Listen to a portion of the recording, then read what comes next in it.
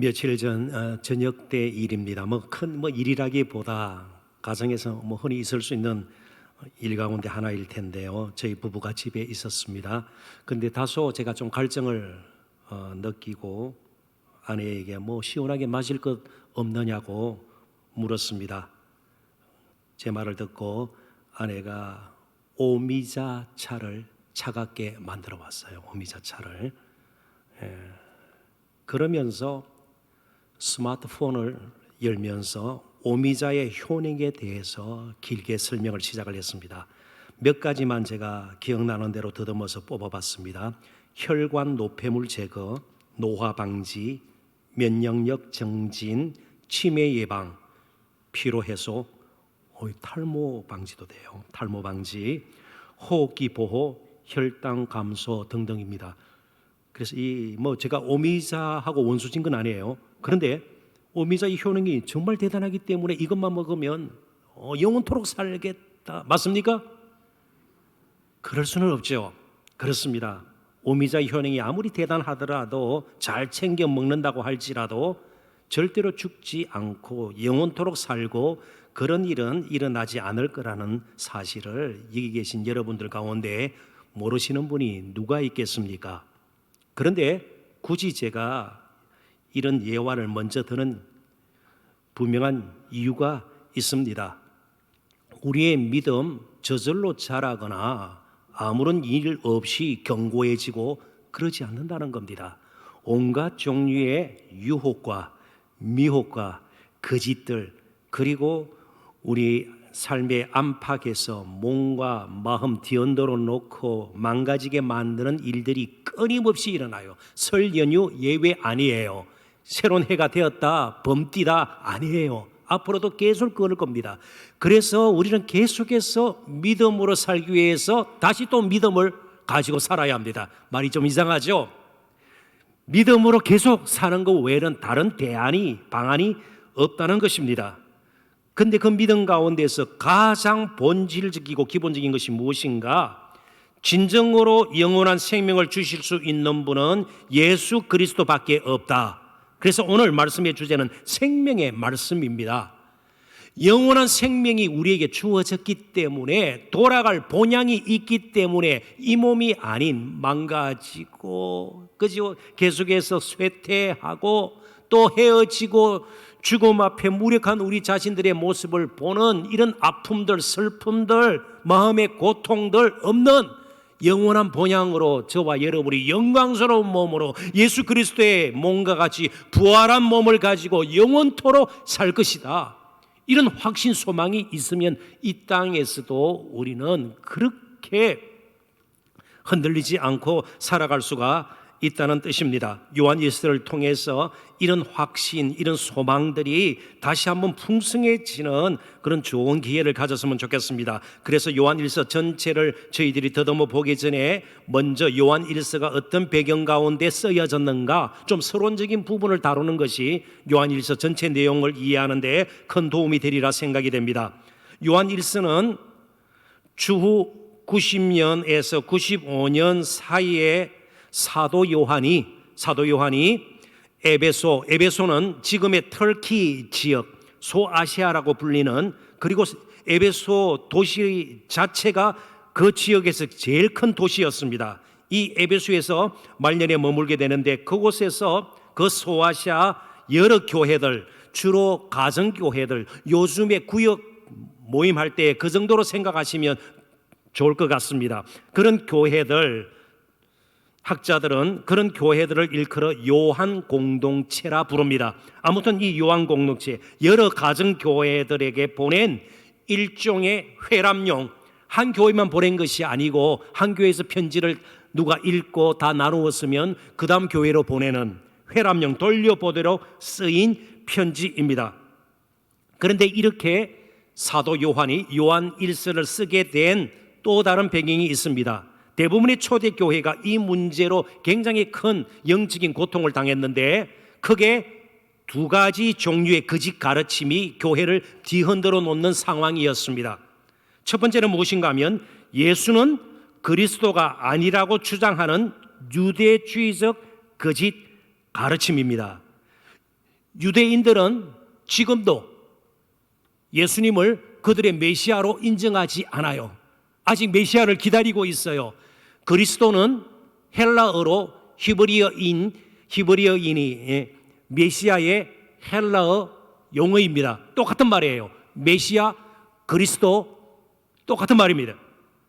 그러니까 유대주의적인 그런 배경에서 예수는 그리스도가 아니다, 메시아가 아니다, 그런 뜻이에요. 조금 더 나아가서 하나님의 아들이 아니다, 예수님의 신성을 부정하는 거예요. 하나님의 아들이 아니고 예수는 사람이다, 이 정도로 나사렛 출신의 사람이다. 유대인들도 그렇게 생각하지 않았습니까? 그런데 이런 주장을 그 당시에 케린투스라는 사람이 아주 선봉에 서서 대표적으로 주장을 해서 바로 이런 거짓 가르침을 케린투스주의라고 그럽니다. 뭐 이것까지 저희들이 깊이 알 필요는 없겠죠. 이게 한편으로 교회를 어지럽혀 놓고 있는 거짓 가르침이었고요. 또 다른 형편에는요, 완전히 역으로 예수 그리스도가 육신을 입고 이 땅에 온 사실을 부인하는 겁니다. 헬라 그리스 철학의 색채를 띤 거짓 가르침입니다. 아주 유연론적으로 생각을 하는데요, 그가 하나님이면 영은 선하지만 더러운 육체, 위법적으로 생각을 하는 거예요. 이 가르침은요, 헬라 철학의 영향을 받았습니다. 영은 선하지만 육체는 악하다, 이런 철학의 영향을 받아가지고 예수 그리스도의 성육신, 육신을 입고 온 것은 잘못된 것이다. 그래서 이것을 나중에는 영지주의, 영적인 지식, 그러니까 무슨 말인고 하면 하나님과 깊은 영적인 체험을 하면, 지식을 가지고 있으면 육신적으로는 아무렇게나 살아도 괜찮다, 그런 뜻이에요. 이런 초기 영지주의적인 거짓 가르침이 또 하나님의 교회를 어지럽히고 성도들의 믿음을 흔들어 놓는 그런 상황이었습니다. 그래서 복음의 진리 위에서 예수 그리스도가 누구신가를 분명히 확신을 하고 예수 그리스도를 소망 삼고 살도록 지금 사도 요한은 편을 들지 않을 수가 없었습니다. 그래서 너무너무 마음이 지금 급하고, 그래서 요한 1서를 보면 당시 보편적으로 가지고 있던 편지의 양식 형태를 완전히 무너뜨리고 있는 것을 보게 됩니다. 사도 바울의 편지를 보더라도 만약에 어느 교회에 보낼 때 나 사도 바울은, 그리스도의 종된 사도 바울은, 함께 동역하는 디모데 이름도 넣고 말이죠, 때로는 실라 이름도 넣고 그러지 않아요? 그러니까 편지를 보내는 사람이 누구인가를 밝히고, 그 다음에 편지를 받는 사람이 또 누구인가를 알 수 있고요, 그 다음에 그들을 생각하면서 기도하는 내용, 감사하는 내용, 그들을 통해서 얼마나 기쁨이 넘치고, 이런 인사말이 뒤따르고, 그 다음에 본론으로 들어가고요, 마지막 또 문안 인사가 뒤따르게 되고요, 그리고 축복하는 내용들로 보통 서신은 끝을 맺습니다. 그런데 요한 1서에는 그런 편지 형식이 전혀 통하지가 않아요. 오늘 저희들이 본문 삼았던 1절도요, 태초부터 있는 생명의 말씀에 관하여는 우리가 들은 바요, 눈으로 본 바요, 자세히 보고 우리 손으로 만진 바라, 그냥 생명의 말씀에 대해서 바로 들어가고 있는 것을 보게 됩니다. 그리고 요한 1서가 어떻게 끝을 맺는가? 제일 마지막 구절인 요한 1서 5장 21절을 함께 보도록 하십시다. 자녀들아, 너희 자신을 지켜 우상에게서 멀리하라. 그러니까 당시 심지어 예수 그리스도도 사람들이 만들어낸 신화 속의 인물 내지는 우상처럼 여길 수 있는 가능성들이 다 버리셨다는 거예요. 예수 그리스도는 우상이 아니라는 겁니다. 예수 그리스도는 하나님의 아들, 생명의 말씀이다 말이죠. 앞으로 이제 살펴보게 될 것이에요. 그래서 예수 그리스도를 우상 섬기듯이 그렇게 생각하는 경향이 있으니 조심하라는 것이에요. 이 말씀을 통해서 우리는 그 당시 영적 상황, 분위기가 어떠했던가를 알게 됩니다. 그러니까 무엇보다도 예수 그리스도는 사람들의 손에 만들어진 우상과는 달리 태초부터 계셨던 하나님의 아들임을 먼저 밝힐 필요가 있음을 요한은 분명히 알았습니다. 그리고 예수 그리스도와 그의 복음은 어떤 심오한 철학이나 사상과는 달리 인간의 생명과 영원한 죽음에 직면하고 있는 인간에게 영원한 생명을 주시는 생명에 관한 말씀이요 또 예수 그리스도라는 사실 역시 분명히 하기를 원했습니다. 그래서 저는 정말 듣기 불편한 것이 무엇인가 하면 예수 그리스도를 한 특정 종교의 창시자로 생각하는 거예요. 아니요, 그분은 하나님의 아들이에요. 하나님이세요. 우리의 구원을 위해서 이 땅에 육신을 입고 오신 분일 따름입니다. 사도 요한의 시대와 마찬가지로 오늘 우리 시대의 소망 역시 예수 그리스도가 되어야 합니다. 온갖 종류의 부추김과 속삭임과 흔들어놓은 놓음, 걸림돌들, 미혹과 유혹 가운데서 우리는 다시 한번 예수 그리스도께 우리 인생을 걸고 말이죠. 그리고 예수 그리스도를 소망 삼고 예수 그리스도가 누구신가, 그리고 그분이 하신 일이 무엇인가, 그리고 나서 그분이 어떤 분이신가, 무슨 일을 하셨는가가 오늘 나에게 어떤 삶에 영향을 미치고 있는가, 이런 것을 좀 고민하면서 질문을 던지면서 우리는 하루하루 이어 살아야 할 것입니다. 그래서 오늘 이제 저희들이 나눌 주제 생명의 말씀, 이것을 오늘 주신 1절의 말씀과 더불어서 요한일서 좀 전체를 더듬어 보면서 몇 가지 측면에서 말씀을 나누고자 합니다. 첫 번째는 예수 그리스도는 하나님의 아들이십니다. 예수 그리스도는 하나님이세요. 하나님이십니다. 본문 1절을 다시 보십시오.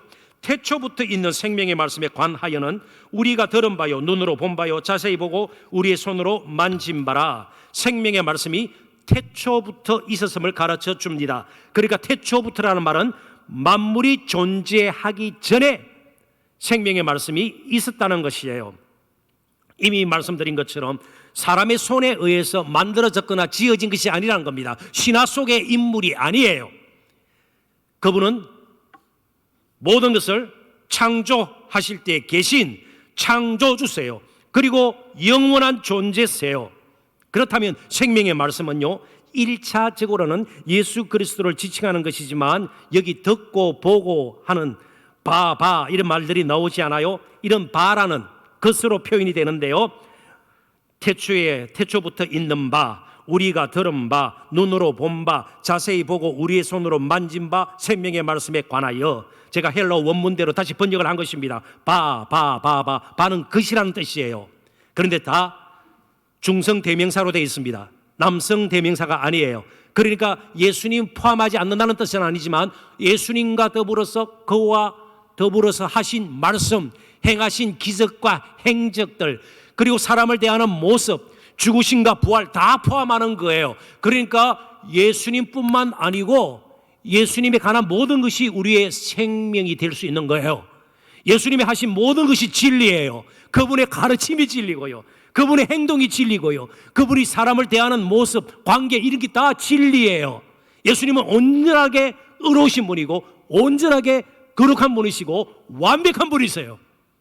하나님이세요.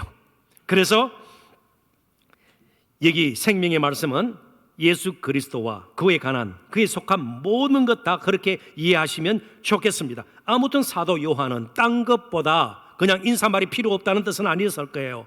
인사말도 필요하지만 너무나도 마음이 급해서 예수 그리스도가 이런 분이시다, 오직 그분 안에 생명이 있다는 것을 편지 서두에서부터 밝히기를 원했던 것입니다. 이어지는 말씀을 보면 바로 저희들이 나누는 이 부분이, 이 사실이 더 명확히 될 것입니다. 2절 3절입니다. 이 생명이 나타내신 바 된지라. 나타내신 바, 우리가 흔히 들었던 계시라는 말이 바로 이 말이죠. 계시된지라. 이 영원한 생명을 우리가 보았고, 영원한 생명이에요. 증언하여 너에게 전하노니 이는 아버지와 함께 계시다가 바로 하나님과 함께 계신 그도 하나님, 성자 하나님이세요. 하나님의 아들, 독생자이세요. 우리에게 나타내신 바 된 이시니라. 우리가 보고 들은 바를 너희에게도 전함은 너희로 우리와 사귐이 있게 하려 함이니. 우리의 사귐은 아버지와 그의 아들, 하나님 아버지와 하나님의 아들 예수 그리스도와 더불어 누림이라. 영원한 생명이시고요, 하나님의 아들, 하나님과 함께 계셨던 분으로 지금 예수님은 묘사되고 있습니다. 만유가 있기 전부터 계셨던 예수 그리스도는 지금도 계시고요, 만세 전부터, 태초부터 계셨고요, 그리고 앞으로도 영원히 존재하실 분이십니다. 그리고 모든 존재를 있게 하신, 신성을 가지신 성자 하나님이십니다. 이것까지는 교리로 생각하셔도 괜찮습니다.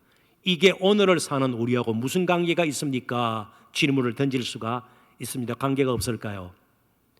이제 저와 여러분요, 예수 그리스도 밖에서는 존재할 수 없는 존재임을 알고 이제 무엇을 하든 어디서 살든 어떤 환경에 처하든 예수님과 함께 하는 것이 나에게는 가장 안전한 것이고 그것이야말로 진정한 성공이고 행복이라는 것을 예수 그리스도가 하나님의 아들이라는 사실로부터 우리는 추론해내어야 합니다. 예수 그리스도와 무관하게 존재하는 것은 이 세상에 없어요. 저와 여러분의 호흡까지도 하나님뿐만 아니고 창조주이신 하나님의 아들 예수 그리스도, 그분이 우리의 호흡까지도 주장하세요. 우리의 앞길 주장하세요. 우리의 경력, 이력, 스펙, 또 우리 청년들이라면 결혼 문제, 취업 문제, 예수 그리스도와 동떨어져서 나의 힘으로 열심을 내고 내가 스펙을 쌓고 GPA가 어떻고 GRE가 어때서 그거 가지고는 아니라 이 말이에요. 얼마 가지 못해서 엄청난 실망을 할 수밖에 없어요. 인생의 허무함을 느낄 수밖에 없어요. 예수 안에 있는 것이 반석의 집을 짓는 것과 마찬가지예요.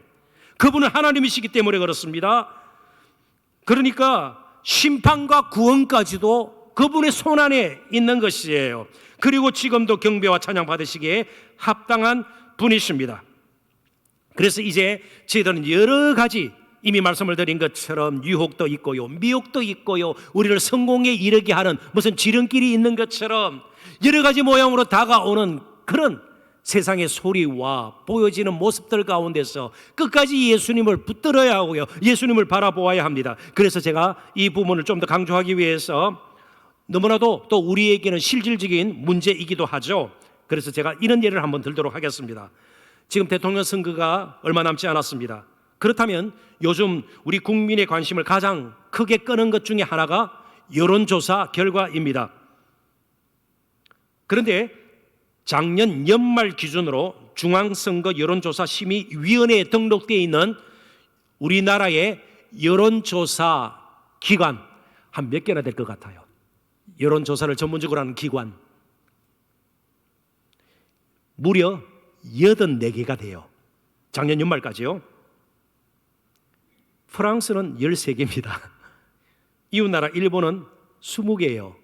그 나라들과 비교할 때 엄청난 수입에 틀림이 없습니다. 그래서 너무 좀 가볍게 여론조사를 하는 것이 아닌가, 날림으로 하는 것이 아닌가 의구심을 품는 분들도 있을 수가 있고요. 그리고 조사 결과의 신뢰성에 의문을 제기하기도 합니다. 맞는 말이에요. 뭔가 분명해야 되죠. 그렇습니다.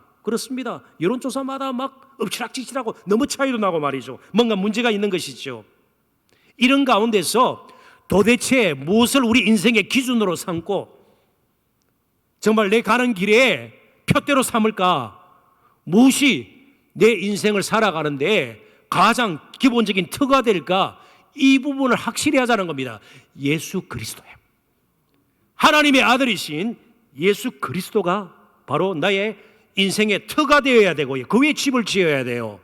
그리고 무엇인가 선택하고 결정할 때 기준이 되어야 하고요, 그분의 가르침과 삶의 모습, 사람과 맺었던 관계, 그분에 속한 모든 그 그림들이 내 인생을 살아가는데 정말 어두운 하루하루를 살아가는데 조명처럼 비춰주어야 되는 거예요.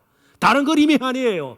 어떤 애플리케이션 들어가서 아니에요. 절대로 그럴 수가 없는 겁니다. 그래서 요한일서에 있는 두 구절을 제가 인용을 하겠습니다. 요한일서 2장 22절 23절입니다. 거짓말하는 자가 누구냐? 예수께서 그리스도이심을 부인하는 자가 아니냐? 아버지와 아들을 부인하는 그가 즉 그리스도니 아들을 부인하는 자에게는 또한 아버지가 없으되 아들을 시인하는 자에게는 아버지도 없느니라. 어떤 분들은 아주 고상하게 이렇게 이야기해요. 난 하나님 믿어, 난 신의 존재를 믿어. 근데 뭐 예수 굳이 믿을 필요가 있고, 예수 불확실하고, 이게 아니랍니다. 거짓말하는 자라요. 예수를 믿어야 실제로 하나님을 인정하는 것이에요. 그러니까 예수님 참 훌륭한 분이고 좋은 분이지, 그런데 하나님과 동등된 그런 너무 복잡, 하나님 나는 믿는다니까 아니란 말이에요. 그럴 수 없다는 거예요. 그래서 요한일서 4장 15절이 더 명확하게 이 부분을 우리에게 가르쳐 줍니다. 누구든지 예수를 하나님의 아들이라 시인하면 하나님이 그의 안에 거하시고 그도 하나님 안에 거하느니라. 그냥 머리로 대충 내가 안다 한번 해보는 소리하고 동의하는 정도하고 거하는 것은 완전히 다른 거예요. 거하는 것이 바로 믿음이 시작된 것 아니에요. 그렇습니다. 오늘날도 마찬가지입니다. 문제는 그때나 지금이나 잘못된 가르침에 미혹되는 자들이 분명히 있다는 거예요. 요즘 이단에 넘어가는 분들요, 전혀 못 배우고 그런 분들 전부에 아니에요. 소위 지성인들도 이단에 넘어가요. 허무맹랑한 말도 안 되는 소리에 이런 진리가 어디 있나 넘어가는 것 보았습니다. 실제로 그런 일이 일어나요. 그래서 우리는 더 확실하게 예수 그리스도가 누구시며 하신 일이 무엇이고요, 그분이 나와 어떤 관계에 있는가 질문을 던져 보아야 합니다. 그냥 교회 다니는 것으로 만족할 수 없어요. 예수 그리스도가 하나님의 아들이십니다. 그분은 하나님이세요. 그분은 창조주세요. 그분을 떠나서는 나의 인생이 존재하지 않는다. 겸손한 고백이 있어야 합니다. 근데 더 놀라운 일이 이제 일어나게 되는 겁니다. 두 번째 우리들이 나눌 말씀의 주제가 성육신의 사랑이에요. 그런데 그분은 하나님이시기 때문에 우리는 가까이 갈 수가 없습니다. 죄인된 우리가 하나님께 가서는요, 바로 그 자리에서 죽을 수밖에 없어요. 갈 수가 없습니다. 그런데 그분이 오셨습니다. 1절을 다시 보십시다. 태초부터 있는 생명의 말씀에 관하여는 우리가 들은 바요, 눈으로 본 바요, 자세히 보고 우리의 손으로 만진 바라. 태초부터 있던 생명의 말씀이 듣고 그분의 정말 음성을 듣고요, 보고 그 아름다운 모습을 사도 요한과 또 우리라고 표현되어 있는 믿음의 증인들 다 보았습니다. 그리고 사도 요한은요, 만질 수 있고요, 그 주님의 따뜻한 체온도 느낄 수가 있었어요. 그 품을 의지하여 누웠던 자, 사도 요한 자신 아니겠어요? 그 주님의 그 부드러운 음성, 때로는 넘어지고 사람에게 버림받던 추악한 과거가 있던 여인, 그 여인을 바라보는 그 참 긍휼에 넘치는 눈길, 이런 것도 다 보았어요.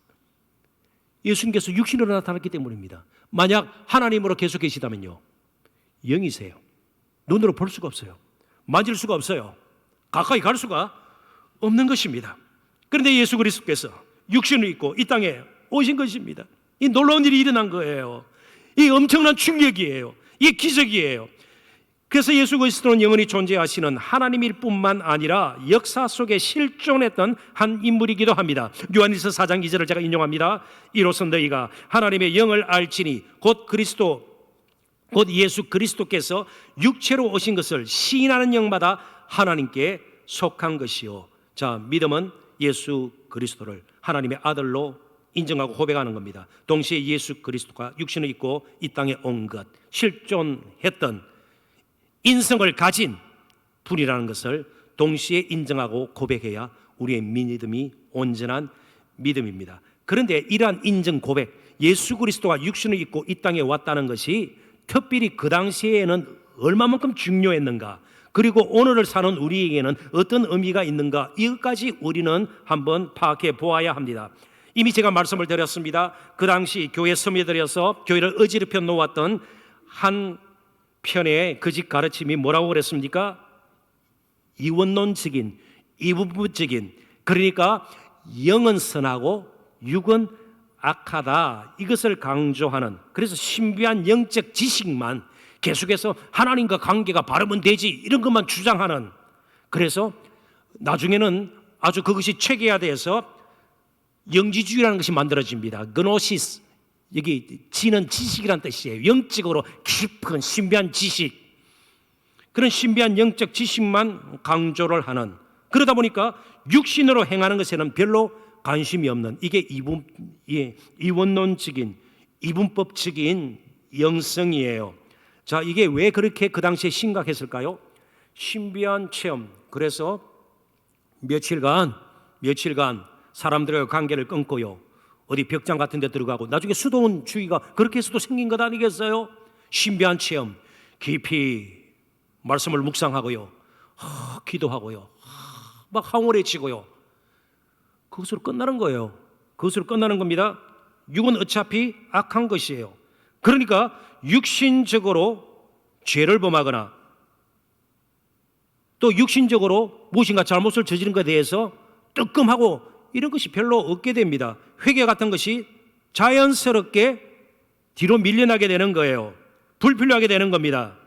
자, 그렇다면 가장 심각한 것은요, 예수 그리스도께서 십자가에서 영으로 못 박혀 죽으셨어요? 아니에요. 저와 여러분 같은 몸을 가지시고요, 실제로 살을 찢기시고요, 피도 흘리셨어요. 고통도 그 아픔도 극심한 것이었어요. 정말 십자가에 매달려서 갈증이 너무너무 심했습니다. 갈증이. 그런 고통이 육신으로부터 오는 고통, 물론 정신적인 영적인 고통도 뭐 없었다는 뜻은 아니에요. 그렇지만 육원천하고 예수님께서 육신을 입고 온 것 자체도 부정이 되고요, 예수님의 대속의 죽음, 십자가의 죽음, 그것도 설 자리가 없게 되는 겁니다. 더 나아가서 윤리, 도덕적으로 거룩한 삶을 살아야 될 이유도 없어지게 되는 것이에요. 이웃을 내 몸과 같이, 이웃을 내 몸과 같이 사랑하는 이유도 사실은 없어집니다. 왜요? 신비한 영적 체험만이 중요하니까요. 이게 오늘을 사는 우리에게 아무런 의미가 없을까요? 분명히 있습니다. 우리 한국교회가 한때 그런 잘못된 함정에 빠진 적이 있어요. 너무 성과 속, 거룩함과 거룩하지 않은 세속을 이분법적으로, 이원론적으로 분리를 해버린 거예요. 그래서 교회 안에 성도들을 가둬놓은 거예요. 어떤 면에서는요, 교회 안은 거룩한 곳이고 교회 밖은 속된 곳이다. 아닙니다. 흔히 저와 같은 목회자를 성직자라 그러죠. 물론 제가 하는 일이 전문성이 필요하고요, 특별한 건 사실이에요. 그렇지만 우리 청년들의 알바는 속된 것이에요. 믿지 않는 남편 저녁을 주님 섬기듯이 섬기기 위해서 저녁 식사 준비하는 것이 속된 것인가요? 아니요. 동기와 마음 중심, 어떤 원리를 가지고 하는가가 중요한 것이죠. 그런 의미에서 정말 좀 구별된 예배하는 곳으로 성전이라 쓰는 것 자체를 제가 무조건 부인하지는 않습니다. 그러나 교회 안에서만 정말 모든 것이 다 될 것처럼 교회 방만 나서면요, 그래요, 기도도 열심히 하고요, 청상유수처럼 기도를 해요. 그런데 믿지 않는 남편 앞에 함부로 말을 하고요, 이 마귀야 그러고요, 그럴 수는 없는 거예요. 이게 이원론적인 것이에요. 교회에서는 열심히 봉사를 하고요, 그렇지만 이웃을 돕는 일에는요 그렇게 인색할 수가 없어요. 교회 헌금을 많이 해요. 그런데 직장에서는요 조업원들 제대로 임금 주지 아니하고요, 그렇게 모질고 딱딱하고 차가운 기업주가 되고, 이건 아니다 이 말이죠. 성과 속을 우리가 그렇게 구별해서는 안 되는 것입니다. 이제 우리는 모두 하나님의 나라에 속한 자예요. 성령의 이끄심을 받는 자예요. 우리 모두가 성도예요. 우리 모두가 성도예요. 저만 무슨 성도처럼, 이게 아니다 이 말이죠. 한국교회 이런 영성이 우리도 모르는 사이에 스며들어와 뿌리를 내리고 있지는 않은가 살펴보아야 합니다. 가는 곳마다 예수 그리스도와 함께하는 그곳이 바로 가장 거룩한 곳이 되는 겁니다. 이제는 하나님 나라예요. 구약시대의 성전 개념이 아니에요. 성스러운 곳이 따로 있지 않아요. 하나님의 그 거룩한 영이 지배하고 다스리고 함께하는 바로 그곳, 우리가 날마다 이런 식으로 살아야 합니다. 그래야만 청지기의 직분을 제대로 감당할 수가 있고요, 정말 모나지 않는, 너무 기울어지지 않는, 균형을 잃어버린 영성을 가지고 사는 일 멈추게 되는 것입니다. 예수 그리스도의 육신을 입고 온 것이 그만큼 중요하다는 뜻이에요. 한 가지만 더 제가 예를 들면서 이 부분을 강조하고자 하는 마음이 있습니다. 히말라야 산맥 여러분 잘 아십니다. 저도 네팔에 딱 한 번 평생 다녀왔는데요, 가까이 가지도 못했어요. 저런 산에요. 그래서 저 히말라야 산맥에 8,000m 이상 되는 고봉, 근데 전문가들은, 산악인들은 좌라고 그러더라고요. 좌. 그런데 8,000m 이상 되는 고봉, 좌가 14개 된다고 그래요. 그런데 14개 8,000m 이상 되는 봉우리를 다 등정한 사람, 등정에 성공한 사람이 전 세계적으로 44명인데 우리나라의 엄홍길 대장께서 9번째로 등정을 했다고 그래요. 굉장한 쾌거죠. 그리고 8,000미터는 되지 않지만 위성봉, 그것도 뭐 7,000미터 이렇게 이상 될 것 아니에요. 그걸 다 합하면 또 16개라 그러네요. 이 16개를 다 등정한 분은 세계에서 유일한데 그분이 바로 엄홍길 대장이라고 그래요. 아무튼 그분은 지난 22년 동안 산악인으로서 히말라야를 38번이나 등정했습니다. 근데 저는요, 부임하고 나서 이제 12년이 지났는데 600m 조금 넘는 저 연주대도 요즘은 뭐 제가 힘들어서 못 올라갈 것 같고요. 3번인가 다녀온 것 같아요. 600m가 넘는 고봉. 대단하죠. 히말라야 산맥 뭐 수천 미터 되는 그런 고봉들을 38번이나 등정을 했습니다. 그런데 제가 이제 말씀드리고자 하는 것은요, 20번은 성공했지만 18번은 실패의 쓴맛을 보았습니다. 등정하는 동안 10명의 산악인 동료들을 잃었습니다.